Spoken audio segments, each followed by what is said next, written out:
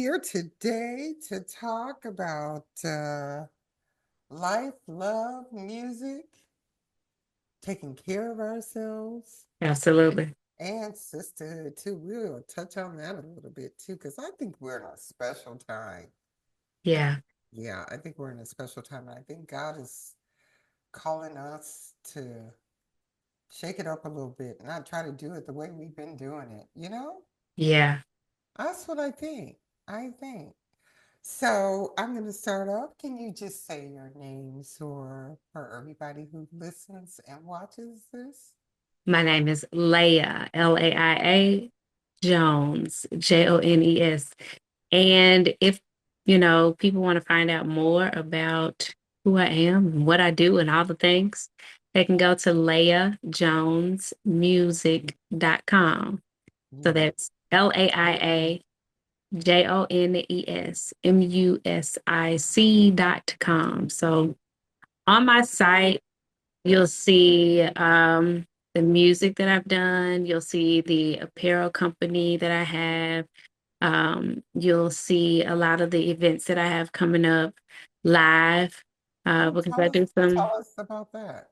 I do What? live performances with several bands and do a lot of background vocal work here in the Tennessee area.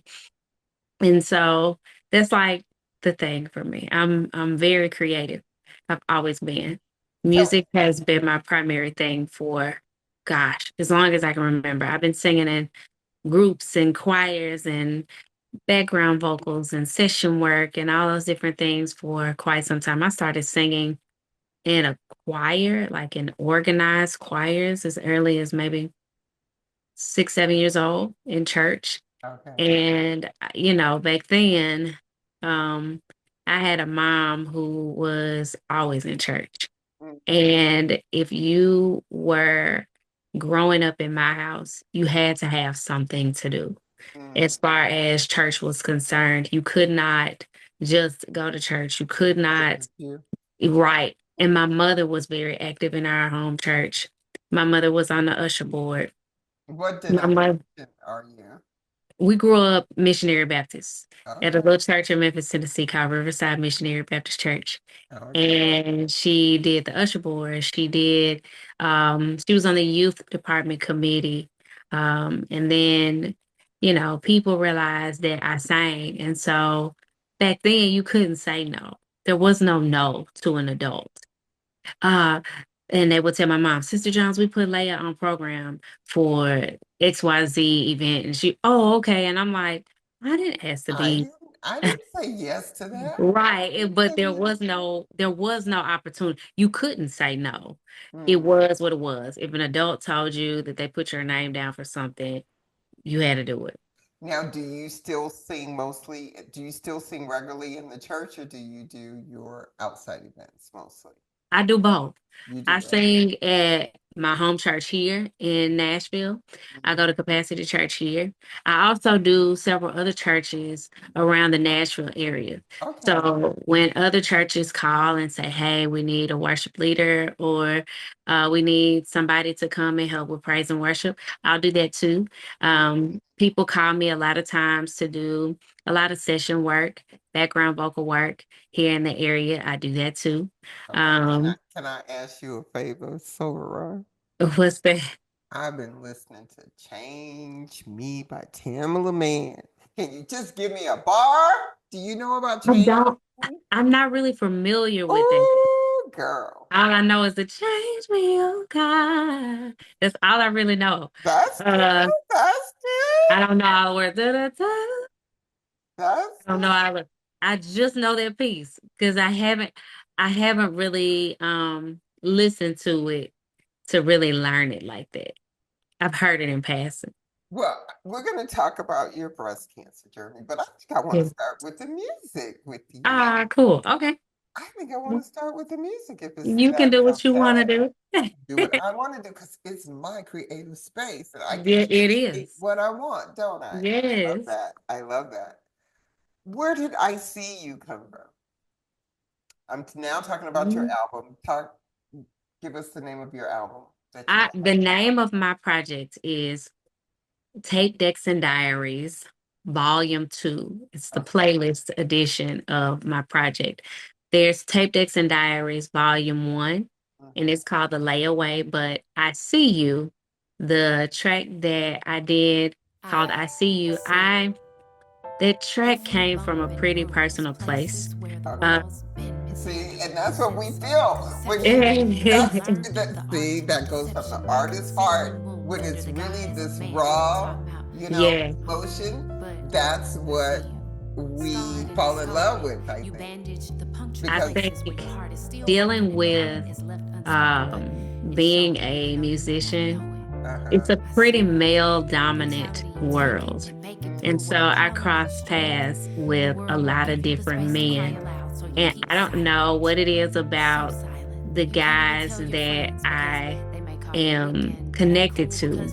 They often speak to me about some of the most personal issues. Okay. And I guess it's because I try my best to allow them to live in the space of humanity outside of what they do. Mm-hmm. I give them the opportunity to be who they are and just be with me.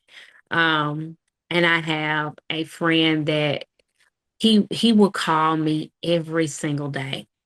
And I think outside of him doing all of the things that he does, because he's a leader in so many different lanes, I allow him to strip down and just be himself. And eventually, we were having a conversation one day, and he revealed to me how necessary it is for him to have a me. Because he said, I don't get the chance to just be and breathe and just be me in Oh front of very wow! many people. What a And blessing. so, for you to sit and talk to me, and Mm, there's a judge free zone, mm, and allow me to vent or cry or tell you my deepest, darkest fears and concerns, and you just listen, that means the world to me. yes. And I told him, I am glad that you feel safe enough with me to share those things, That's a blessing. because it's not every day that we have men who want to share, Mm, because the world has beaten them down, especially men of color, Black men, right. has beaten them down so much. And they tend to equate silence with strength. Mm. And so, Can you sing just a little bit of it? Give us some lyrics of it. Because I found and I wanted to ask you about your process because I found the lyrics just so oh, well, I lyrical. see you. It's basically discussing how I can see the different bumps and bruises that men walk through life and they wear. Mm-hmm. Nobody knows how to really be a balm for them Mm, and give them a safe space mm-hmm. to heal. Mm-hmm. And I was just saying in that piece, I see you. I understand why you mask different pains Mm-hmm. behind something to smoke or something to drink Mm-hmm. or someone to lie with, because you just don't have the words to say Mm-hmm. this thing in life hurts, but Mm-hmm. I understand and I see you. Mm-hmm. And in order for men to be vulnerable, they have to feel seen. And I think with every one of my Or male you friends, might help me with my marriage. You helping me with my marriage situation. I like well, that. In order for them to feel vulnerable, they have to feel like they're being yeah, I think, no, and I that's think there's people in general, but yes, especially yes, men, if yes. they, and I've seen this with several men, if they feel like you have um taken advantage of that vulnerable space, or maybe you're not attentive to what they have to say, or you discard it, or um I remember having a female friend who was saying, "Oh, he acts like a girl." I was like, "No, he's human. Let Mm-hmm. him be human." Let them be human. Yeah. Men want to be human and they have emotions too. Oh, you need to be a And psychologist. nah. That's good. That's so good. But I But think about the small little things, like my husband, when he comes home, the dogs will run to the door, right? And then I'll come and go. The dogs got here first. It's almost like he wants to be seen as soon as he right. walks in the door. They want to be They necessary want to in be your seen. world. They want to Yeah. be seen. They They want to want be me to put the necessary. phone down when I hear that Yeah. key in the thing and go straight to the door. Put the phone I down. think our actions show how much they matter to us, Yes, whether it's a hug yes, or a listening ear yes. or sometimes just being there. Just sitting, Um, just just sit, sitting. just sitting. Yes. Because a lot of times, with my male friends, I don't really offer advice unless they ask. Mm, I ask more questions and allow them to answer the questions instead of me saying, I think you should do this, or maybe you need to do that, or you need to do it this way. right. No. No. How do you feel about what do you think about? So, Do you ever wonder if this could work or that could work? Because they still want to feel like men. right. Tell me about your creative process. Now, when do you know I see you is something that you got to record? When does it come Oh my to you gosh. that, I did that. That was a same day kind of thing. The process really varies. Some days I can wake up and I hear a melody and you just, and I'll just write something. And my producers, I'll share with my producers and go, what do you think? And mm-hmm, they'll wrap some music around it. Other times they'll send me music and then I'll go, this makes me feel like ABC. And mm-hmm, I'll write something to it and go, hey, tell me what you think. mm-hmm, It really depends. mm-hmm, Um, Sometimes I'll just write and see mm-hmm. what happens because it's like exercise. The more you do it, the stronger you become. Yes, If you don't do it enough, you become really rusty. yes, And that's one of my biggest fears that I become so rusty and out of touch with what I'm feeling that I'm unable to convey the messages that I want to convey to the world around me. And mm, so sometimes I'll just pick up pen and pad and just write how I feel that day. Even if it's one line. I had a vocal coach that told me years ago, he said, you can always draw from something, but mm. you can't get anything from nothing. That's right. That's right. So, So find something to write about. Find some kind of way to draw from whatever you're feeling within a moment right, and create something from it. right. Yes. Well, it's interesting because, like the piece I shared with you today, I went to that healing circle that I mentioned, Hmm. like, I'm going to say 2 weeks ago. And I knew immediately that this was a space that a feeling that I had never experienced in a really long time. And I knew that it was impacting my heart and that I was going to Hmm. have to write about it. I didn't know when. And I didn't get stressed about like, oh, okay, I got to write this piece. I better sit down and think about it. Da, da, da, da, da. And then yesterday, it just boom. You allowed yourself to feel through it. And Yes, it that's just how a lot of musicians do boom. too. We It just allow ourselves to feel through whatever we are yeah, going through emotionally at the time. yeah. And it creates some of the greatest art. I can draw from other people's experiences. Like, I see you. I mean, I think it's my experience too, because I was listening to a friend of mine just really work through some issues that he had. Mm, But it was his experience mainly because he was telling me about his story and what I wanted to tell him. was, I see you. I see you. Yeah. And the best way for me to say it and to document that moment was to record it. And Mm. I've had another male friend come back and say to me, I needed this today.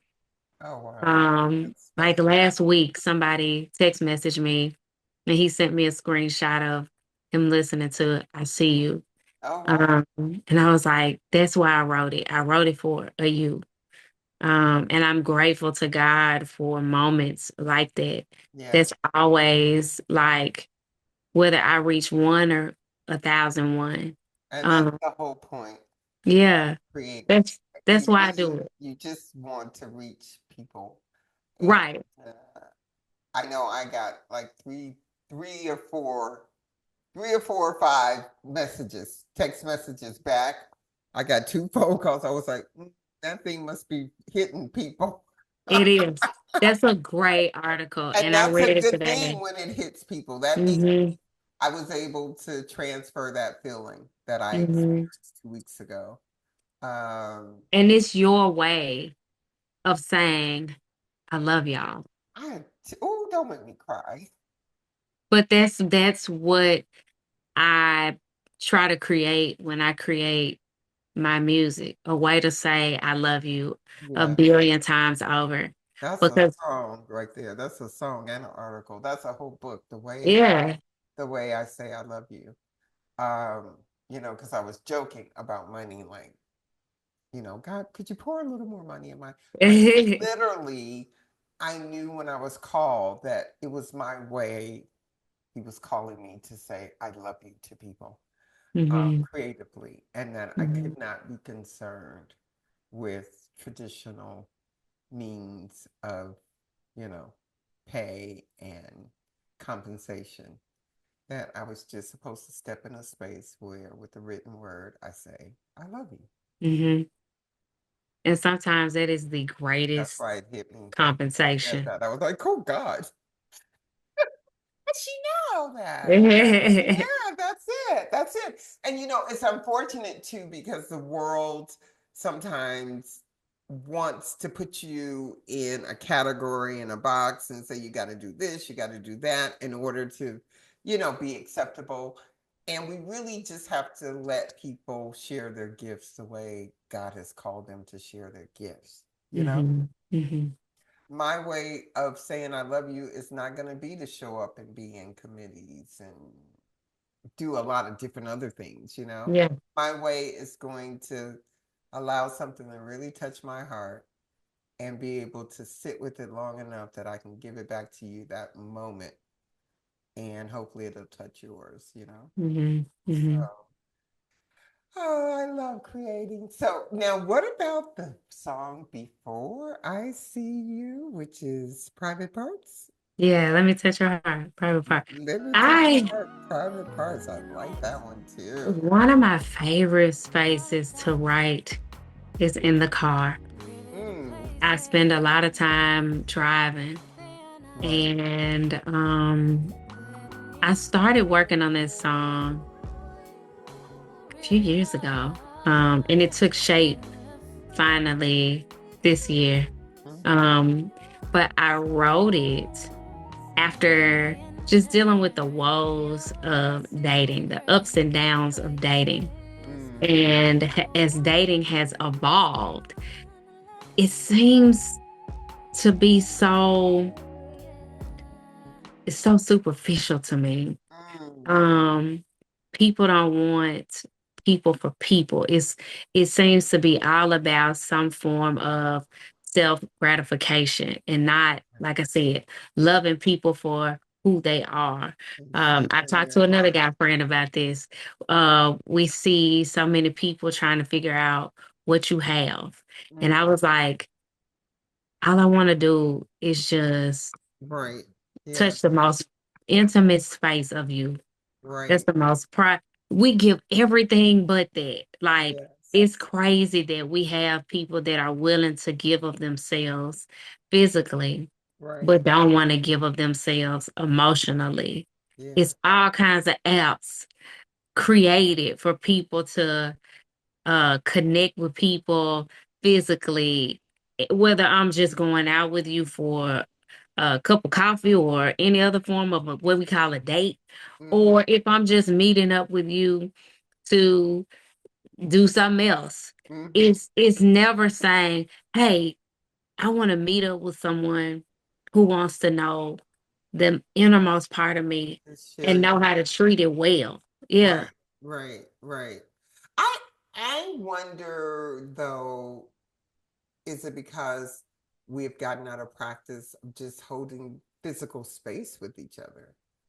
I think that's a part of it. I think people and sometimes when I'm around younger people, I think they don't know how to hold physical space. They don't know how to hold eye contact. They don't know how to begin to because when you're in the physical space with someone, you begin to like read the signs of their body Mhm. movements and Mhm. how they're feeling and what they Mhm. you know what I mean? It's almost like you can read Mhm. the person. I Um, think technology has been a blessing in robbed the us first, of that. yeah, in those areas. We don't value the the we don't value the value of time. Yes. Time is such a Mm, precious jewel. And I think if nothing else, being a part of the whole COVID-19 craze that we had between 2020 and 2021, where mm, we couldn't connect with anybody, we mhm. learned how much people really matter. Right. And it's moments like those that taught us, hey, we were made for each other. Yes. We Yes. were made beyond just um a fly by night moment. You Mm, gotta be able to sit in some spaces with people and just take a moment. Not think about and the just time, not think about where you have to go. what you Just take got a to do. moment. Yes. You know, we had so many people talking about how they hadn't seen family members. And I'm like, but a lot of these people didn't go see family members beforehand. Mm, People were dying and oh mm-hmm. uh man, 2020 is this then no, you should have gone and spent time with those people prior to, Right. so that Right. when they left, you could have said, I spent all the time I could with Yeah. them. And now That's that they are gone, I have a peace because I was able to just sit and be. yeah. I think we've robbed ourselves with that through clicking buttons all the time and text messaging. Everything is instantly gratifying now. And so we treat people like that. That's true. We Yeah. don't want to talk on the phone anymore. We want to text. Yes. Yes. We don't want to wait on a meal to be made. We want a DoorDash. And the whole texting is so that it minimizes your time that you have to There you interact go. with that person. And it If you pick also, up the phone, they're not gonna give you a one line response. They're gonna give you yeah, several lines and they're gonna yeah. pause and they may change subjects in the middle. And you gotta be able to sit with that. And we don't want to sit with that anymore. I Uh, think it also emotionally disconnects. it does because this is the other thing that I realized. Early in the year, I kept thinking, boy, you're not crying. You don't cry anymore. I just was dry. I would get notices of folks dying and be like, oh, I'm so sad they died. But I wouldn't drop a tear. And it Mhm. just felt weird for me. And December, my grandbabies were born, and I said, okay, I'm gonna give myself a year. I'm gonna say yes anytime they want me. Yes, yes, yes, yes, yes. And I'm gonna sit on the floor with them, and I'm gonna let them play all over me, and I'm just gonna rock them, and my whole life is gonna be about them. Anything else will be secondary. And sure enough, here we are a year later, and now I'm back to the tender-hearted little girl that used to cry at the drop of a dime. Mm, Because being with them has just softened me. I yeah. think that's what it is. And so And now, Girl, we cried this weekend twice. One, You both, took time, you took time to watch them evolve.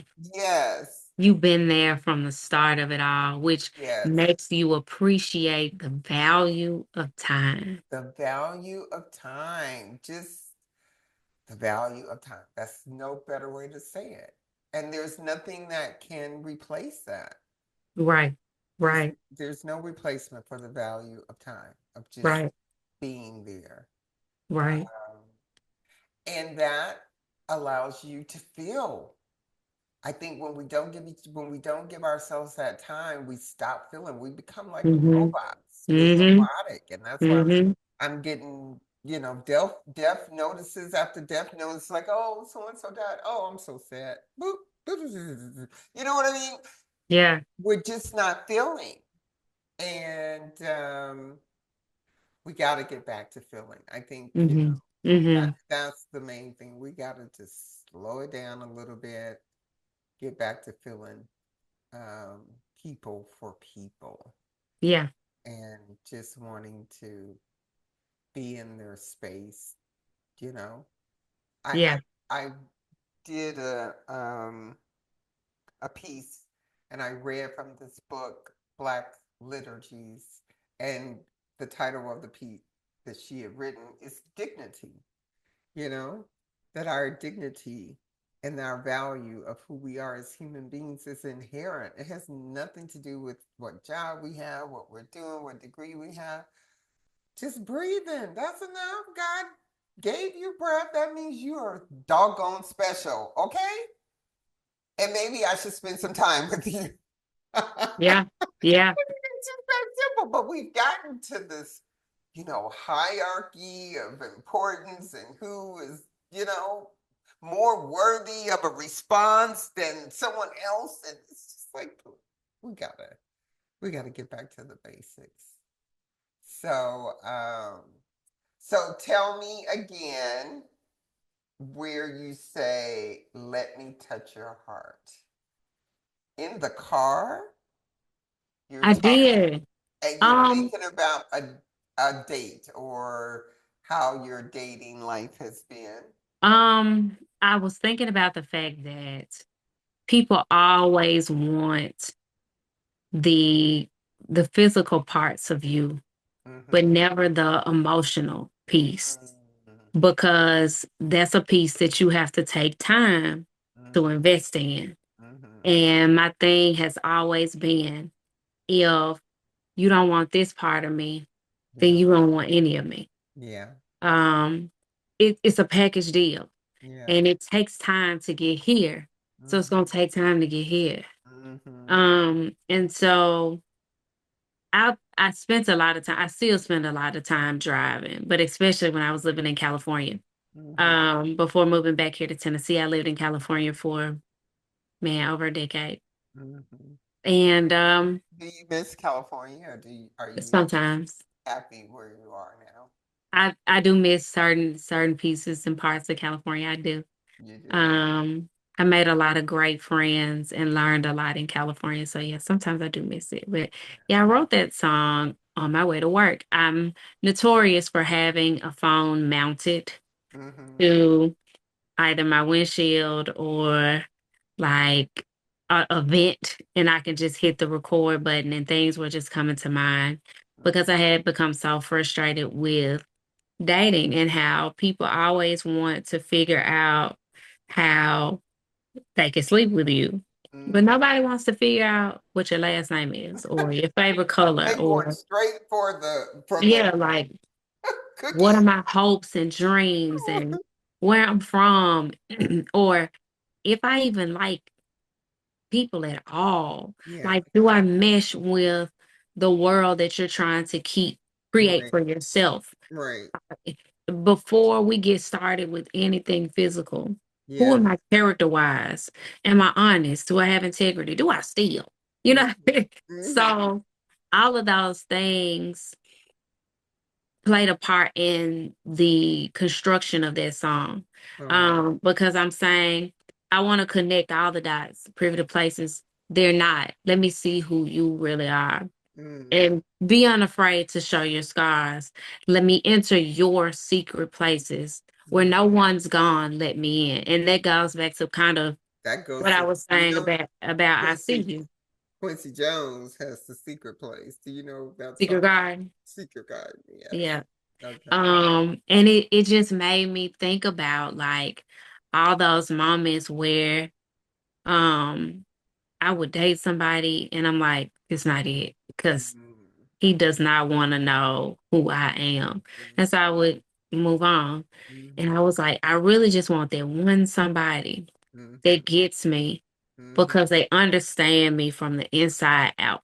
mm. Um, and I was like, there's such a private space though, Uh, which is why I came up with private part.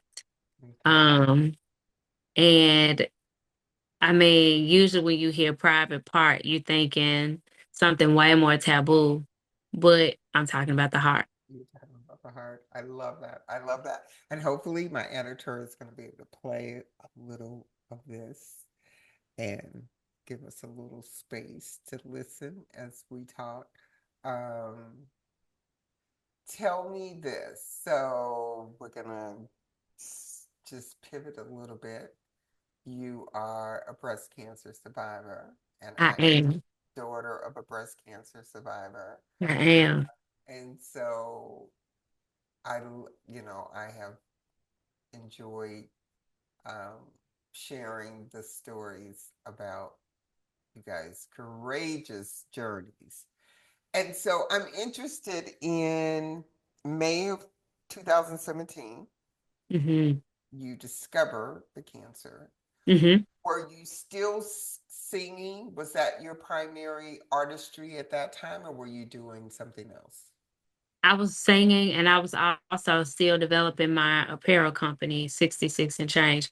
I continued to work Mm, throughout my process with chemo. okay. I took off maybe 8 weeks, 9 weeks, and then I was back to it because at that time I kind of got a wake up call.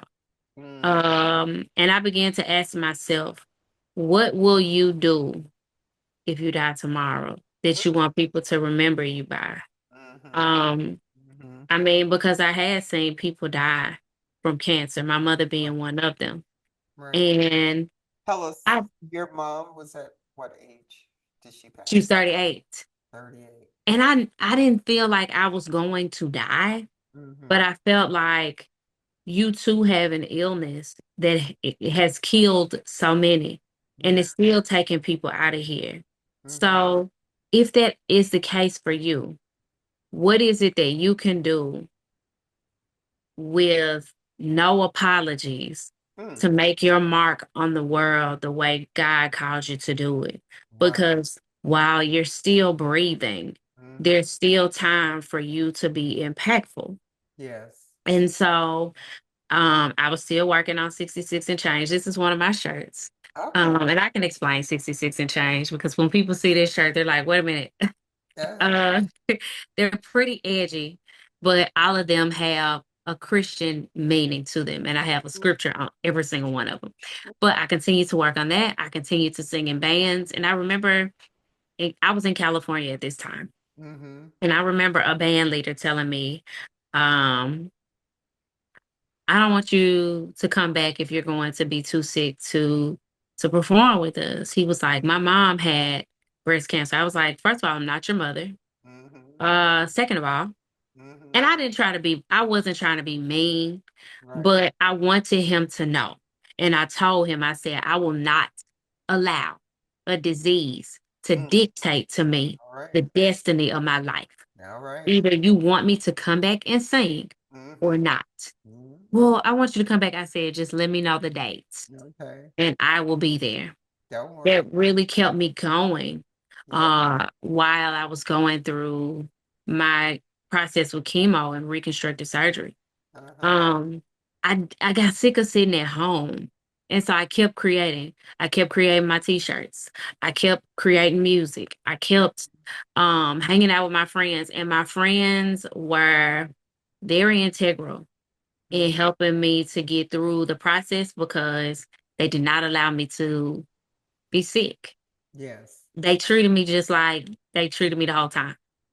Um, they were there from the time I was diagnosed until the time I finished chemo. Yes. Yes. And I credit my friends for helping me to understand that whatever we go through, if we want to overcome it, it starts in how we process it mentally. Yeah. Um, my friends knew I was at home, and I think they knew that I was battling between trying to find joy and depression. So they Mm-hmm. would come grab me and get me out of the house. They Mm. will come by and cook.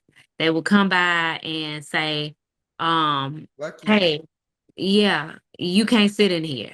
Um, and they made sure that I felt like a human being that was just living through an experience Mm-hmm. and not a human being that was living with an illness.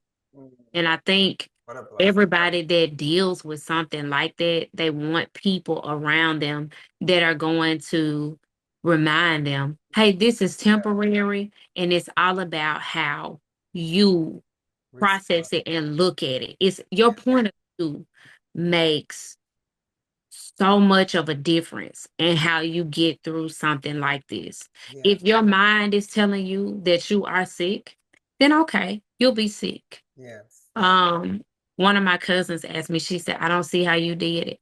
I said, I don't lose. Mm-hmm. I do not like to lose. Mm-hmm. Um, so I was always attempting to figure out how to make sure that cancer was not going to beat me. I Right. was going to beat it. With the help of the Lord, I was going Yes. to beat it. Right. Um, and I just got it in my mind. I will see his goodness in the land of the living. I will not die. I shall live and not die.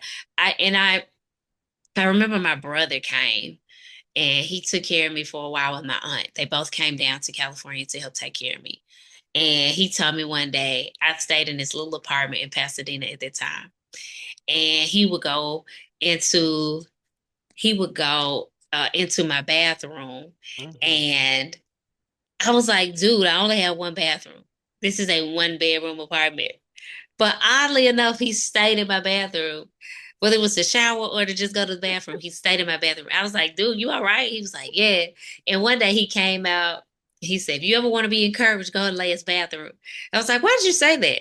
He was like, you got scriptures everywhere. So that's But what he was getting out of the bathroom. He was enjoying what's your being sound? there. Isn't that wonderful? Your sound. Oh, Hold on. you can't hear me? There we go. There we Okay. go. We got Okay. your sound. Yes. But Oh, he was that's so like, cute. That's adorable. you ever want to be encouraged? And he was teasing, but I was like, man, like I think words words have power. No, they Words do. have power. They have power. Um, we've seen that today with how you remember, let me touch your heart and I see you. Mm-hmm. They have Mm-hmm. power. And Yes. so I applied God's word to give me power in that Yes. time. Yes. I I decided to take a scripture a day that Mm. pertained to healing. And I recited that scripture every single day. I had a Wow. scripture from Wow. Monday to Sunday. I had a scripture Wow. because His I word. was I was serious about healing Yes. because I felt with all I had in me that God had more for me to do. Yes. Um, and I think because I spent so much time focusing on words, God's word, it really helped me to get through. And I Mm-hmm. remember just understanding the depth of words and how powerful they are Yeah. after dealing with my oncologist. I Right. prayed a prayer before I went into anybody's operating room. Mm-hmm. And I said, God, I said, this disease has taken so many people in my family, my parents included. I Tell was me, tell like, me how many people in your family have died? um, I had a great grandmother, a grandmother, a great aunt, an aunt, my mom, and then I was next. And my dad had Hodgkin's lymphoma. So, And yeah. and all those women were breast cancer? Hmm. Wow. all of them. Wow. And I Wow. was like, And dude, how long did your mom have it before she passed? How long did she? I think it was like 2 or 3 years. So quickly. Yeah, but I even look at the bright side of that. After talking to one of the nurses at the hospital that helped me, she Mm, said, we do a lot of research around here that usually takes about 10 years for mm, us to solidify whether their research is something that we can use to help people during their healing process. yeah. Well, my mother died in 89. I Mm, was diagnosed in 2017. right. So almost 30 years had passed. And Right. so I was like, man, God's word really does, let us know like all things work together. And Yes. so I was like, so many people had to be in pain for me to get to the place of progress that Mm, I'm living in today. yes. And it's painful not to have those people here anymore, Mm, but you learn that God doesn't waste pain and nothing happens for nothing. yeah. Yeah. Um, During that time, I did a lot of journaling. I keep a prayer journal. Um, One day I'll probably have a library full. I know. I've been collecting all of my journals. I'm like, I need to put these in a secure place because Yeah, you open I that journal, you're gonna find out some stuff about. man, listen. But it's my We're gonna clean out our garage, and that's gonna be one of my tasks to make sure all my journals are in one container, or two containers, secure. but I love looking back and seeing just the progression of how God has decided to continue to teach me of how doggone amazing he is. And I remember praying one day on my way home from the doctors. And I said, God, I said, I'm really sick of this. I said, this is something that I've worked to avoid my whole life pretty much. Yes, Um, I was like, I've been eating right. I don't smoke. I right. don't really drink. Hmm. I'm not out in the streets. Why me, Lord? Yeah, I didn't ask why though. It was more of a man, Explain it to it me. was a frustration that I had that I was like, I thought I was doing everything right. Yes. Um, so if I was doing all of these things right, Hmm. this how this ends up. Yes. Yes. What part of the game is this? Yes. And so instead of me being angry, I said, God, I said, if this shall be my lot, Right. let my body defy science. Mm, And so at this time I was weeks into chemo. And my oncologist told me, she said, hey, kid, you're one of the youngest patients I have. And she said, I just don't understand your body. She said, I'm giving you the most potent form of chemo drugs that I have. mhm. Um, and I can't think of how to pronounce it dioxarubicin or something like that. I can't. The name is so difficult for me to pronounce the actual Mm, name, but they okay. call it the Red Devil. Okay. And she was like, that's the most potent chemo drug I have. She said, I'm giving it to other people too. She Right. said, I have one lady, she has mouth sores. She can't swallow or eat her food. I have another lady. She cries uncontrollably when she comes in here because she's so depressed. Mm, She said, I don't understand. She said, most of these people have lost weight. You're gaining it. She mm, said, most of these people have lost fingernails and toes. She said, yours have darkened, but they're still there. She was like, that's, um, you've mainly had gastro issues and hair loss. She was like, and you come in here laughing and joking with me. She was like, I don't understand. I said, ma'am, all I can tell you is this. I talk to God and he listens. science. That's Yeah. it. And Mm, as soon as I got in the car, God said, I did what you asked me to do. You've defied science. mm. And Okay. I was like, that is defiant. Like, for a doctor to tell me, I do not understand your body. Wow. And her nurse, the nurse practitioner that worked with her, she said, yeah, kid, you're kind of an anomaly to us. And I was like, man, Isn't all that I could tell you, wonderful?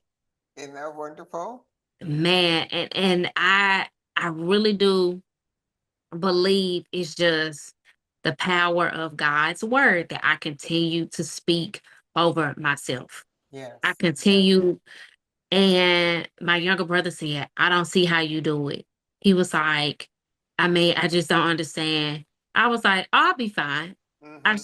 He said, I wouldn't be able to get out of bed in the morning. I said, I've had those days, Mm-hmm. but I've learned to talk to myself. He was like, what? I said, I have had to tell myself while lying flat on my back in pain, you can do all things through Christ who gives you strength. Okay. All right. Hey, God is able to do exceedingly abundantly above all that you can ask or think, according to the power that works in you. Get up. It's That's time for right. another day. That's right. How you Well, gonna make the day this. great? We did this interview backwards, but I think I like it this way because Hey, I am we going to end. My dear husband, you saw me look over there. He's here. So I'm going to wrap it up. But I want to wrap it up with you on how you discovered it. And then I want you to just share something profound. I know it's going to be profound because it comes from you that ah you would tell other women who are in this struggle of just discovering breast cancer and they maybe had the lump removed and now they're in the midst of chemo. So I want you to speak to them. But first, I want you to tell us how you discovered it and um whether before actually discovering a lump, you had any indication that something was going on with your body. well, I had no indication. And Okay. thank God I was going to my mammogram appointments annually for about 7 years prior. Mm, My primary care physician recommended that I start taking mammograms at 28. In okay. fact, I was too late Mm, because the usual recommendation is you should have your mammograms 10 years prior to the diagnosis of your parent who may have been diagnosed with the disease. mm-hmm, I was 2 years shy, mm-hmm, or I was 2 years behind. mm-hmm, um, she was like, wait a minute. I'm looking at your family history. I have it all here. And you mm-hmm, mean to tell me you haven't gone to get a mammogram? And I was like, no, I thought I was supposed to wait until I was 40. She was like, no, you should be going now. mm. Because if your mother was diagnosed at 36, you should have Started at been, 26. yeah. She Okay. said you should have been already going to annual mammogram appointments. She said either you can figure out how to get your own mammograms done at the doctor you prefer, or I'm sending you to my referral. And Mm-hmm, so I already worked at a hospital, and mm-hmm, I wanted it to be there because mm-hmm. Cedars-Sinai is world renowned for that. Yes. Cancer research. Right. I was like, I'm not going anywhere else. And Mm-hmm. so I started having my mammograms at Cedars at 28. Okay. By the seventh year, the nurse came back and she said, this doesn't look normal. And I Mm-hmm, was like, "Oh, you guys tell me that every year, almost pretty much every year they were like, you got to come back. We need to check again."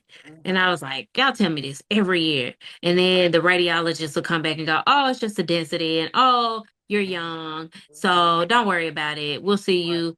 I even had a moment where I was going every 6 months. Most Mm-hmm, people do it annually. For a while, I was going every 6 months mm-hmm, because they were like, "Oh, we want to keep a check on you, and make sure things." I was like, okay. And so finally in that seventh year, they were like, that doesn't look normal. it does And not. so I said, okay. Well, and the good thing, the advantage is that they've been following you all that time. Right. They So they had know, all my records. right, They right. had And all of that's them. what I think happens when people don't get them regularly. They may see something and go, oh, we'll just, you know, check it out in a year or two. Whereas if they would have been following them all along, they would already know. I So, think I think the best advice I could give to someone who is younger than me is to be informed mm-hmm, because the doctors will tell you you have to wait until you're 40. No, right. you don't. You don't. No, you don't. Yeah. Especially if you You have any family history. right. And You can any tell family. them, no, I'm going now. Yeah. Had I not gone and had been going between 28 and 30, 35, it Mm-hmm. probably would have spread and I probably wouldn't be here. That's right. I didn't have a lump. Yeah. They Yeah. found a mass Okay. It was and then they massive. biopsied it and said, yeah, nah, you, This is this is cancer. serious. Yeah. And Yeah. so I ended up meeting with the surgeon Mm-hmm. and the surgeon said, I'm not at liberty to tell you, um, what you need to do. Mm-hmm. She said you have the option between a lumpectomy and a mastectomy. Mm-hmm. She said you can do a unilateral or you can do a bilateral. She said, but in most people with your history that I have seen, Mm-hmm. whether they do a lumpectomy or the unilateral Mm-hmm. mastectomy, they have to come back. I said, ain't nobody coming back for this. Just take them and give me new ones. Yeah. I see women all the time that just have the, what do you call it? Lumbac? I can't pronounce it. Lumpectomy, where Lumbac, they just remove the lump. where they just remove the lump. And I always want to say, no, don't worry about your breast. Just have them take it. It's I don't breast. know. Yeah, it's just breast. And plus, they have all these reconstructive surgeries now. I just think, It's not anywhere near what it used to be. right, Things are so much better now. right. Because my aunt, who really was very, I love my aunt, and I know God knew who to put in my corner to fight with me because she had already fought herself through breast cancer. And she told me, she said, my mother was mutilated. She was like, things have really changed. And my aunt is in her like 70s, I think. She was like, yeah, she was like, she was mutilated. And I mean, I remember as a child seeing like the radiation scars on my mother's chest and um this black part on her chest with Cavity. all this Yeah, my purple mom stuff. too.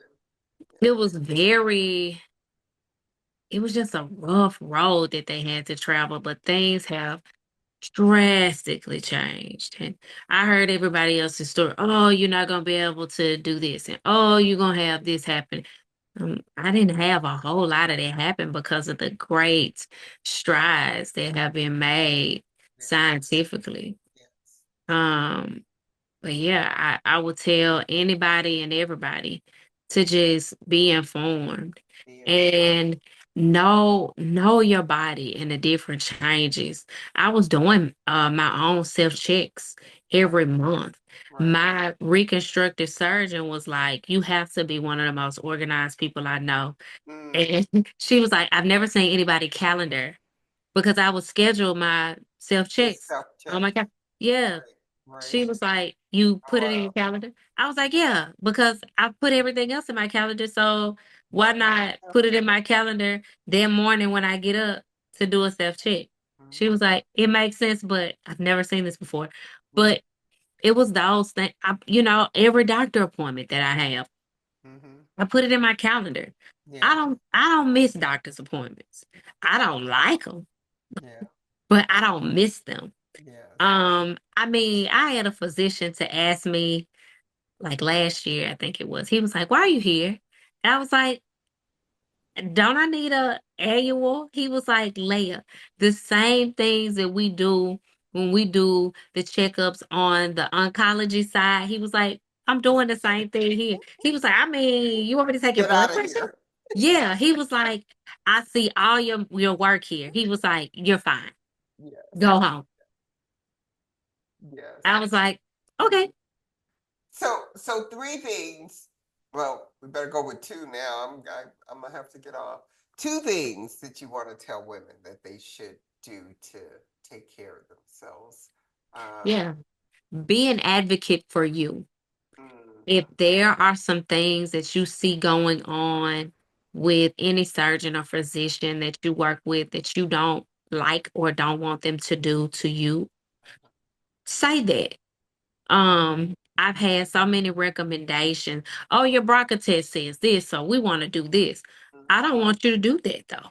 So Yeah. you're not. Yes. You are the master of your own body.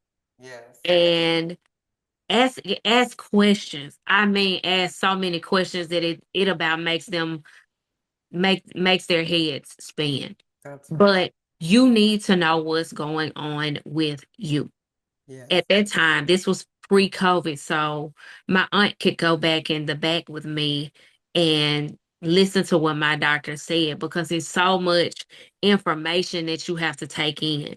If Yeah. you need to take somebody with you, take a buddy with you. You That's need some support through this process. And like I and said, take a pen and pencil.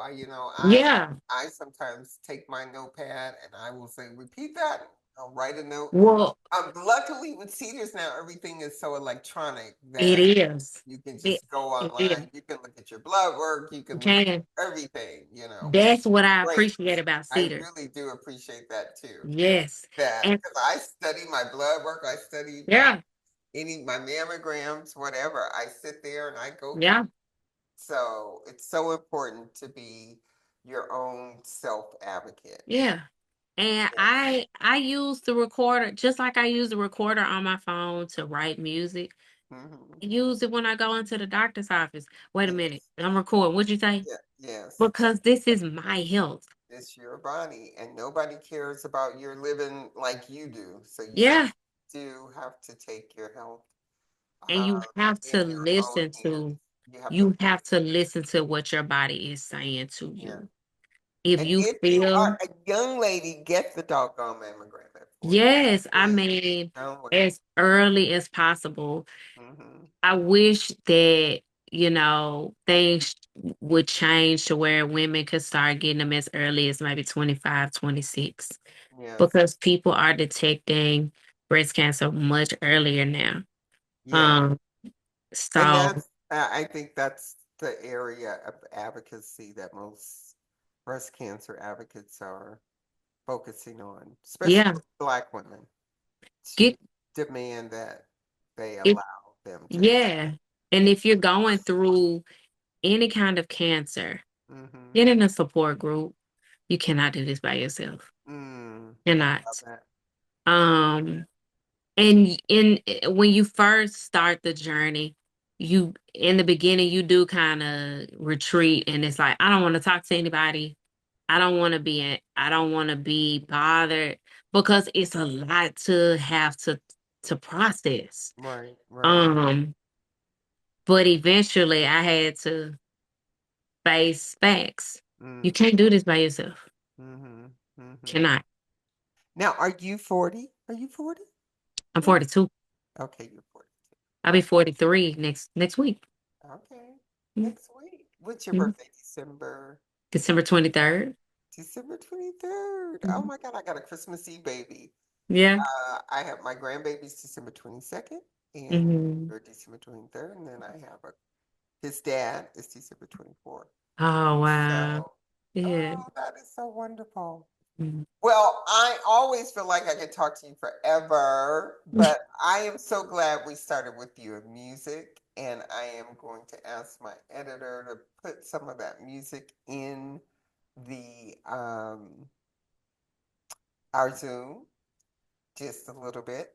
So we'll talk about that offline. But I just want to thank you, Sora, for spending some time with me. Thank you. You are welcome. And you are amazing. And Dr. Georgia May, our number is 34, so we're going to give you 34 plus 34. Okay, you get two 34s. Ah, So keep you are rocking it. amazing too. Keep rocking it. And this time when I get off, I'm going to take care of the technical stuff of downloading our conversation to make it, sure I see it. Okay? it happened at the right time. Yes, it did. So, God bless you. God I bless am you too. going to stop the recording, and you have been in Mimi Kelly's creative space, and we have been talking to Singer Laia Jones. And how do you brand yourself? What do you call yourself? I usually just go by Leia. Okay, but if you talk about what you do, how do you brand yourself in terms As far as the title that I hold, as far as like musician, uh-huh, it's usually Leia, the just singer songwriter Leia. singer-songwriter Laia. Got it, got it. Yeah, Okay. yeah, So singer-songwriter Laia. Thank you so much, and yeah. Merry Christmas. Your Christmas baby. Oh wow, that's so sweet. Yeah. And okay. Creative space. Mimi Kelly's creative space. That's it.